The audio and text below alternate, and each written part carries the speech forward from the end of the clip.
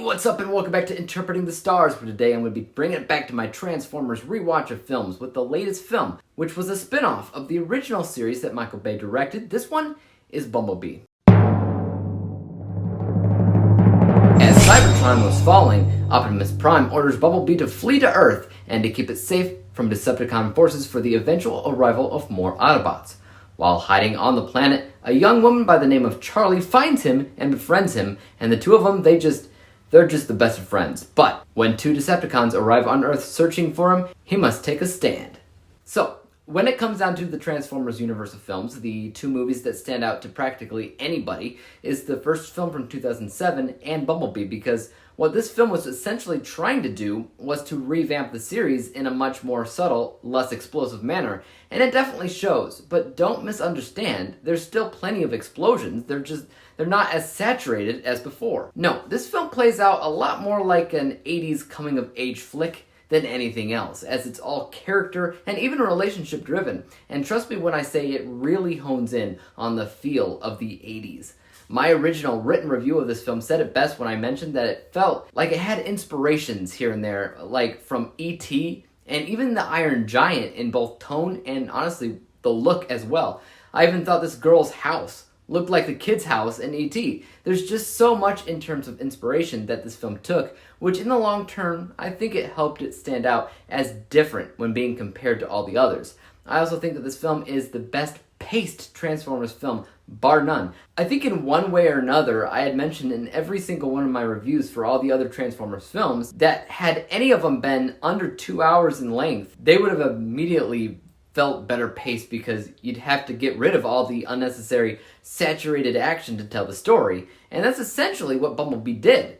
Could it have eventually gotten into annoying over-the-top action territory? Absolutely. But because it didn't, it kind of proved my point all along that you just need to cut down the runtime of any of those movies, since I do think those had story elements that weren't bad at all.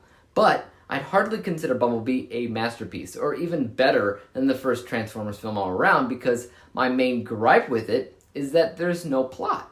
I mean, there kind of is, since the Decepticons are on Earth or looking for Bumblebee so that Bumblebee can tell them where Optimus Prime is hiding.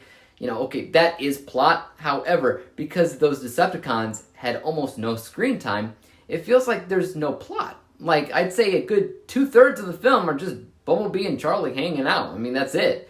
And it's that lack of plot progression throughout the film that, kind of mess with my ability to feel engaged with the story overall.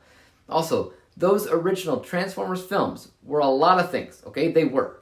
But one thing is unquestionable for me, and that's the fact that those movies were filled with both Cybertronic and human characters that were super memorable. They all had characteristics that were pretty memorable all on their own. Heck, even Shia LaBeouf's dog was memorable in the first film because of its broken leg or whatever.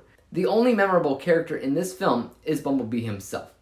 Charlie, she's fine, and Haley's ability to act is great, but her characteristics, for me, they're not much of anything. On paper, she's just your typical girl. So let's go ahead and break down my final score. From an unbiased technical vantage point, great visuals as usual, and I loved how subdued the storytelling got to be in this film, as well as the inspiration that it definitely took, which I'm sure helped the tone of the film feel just right.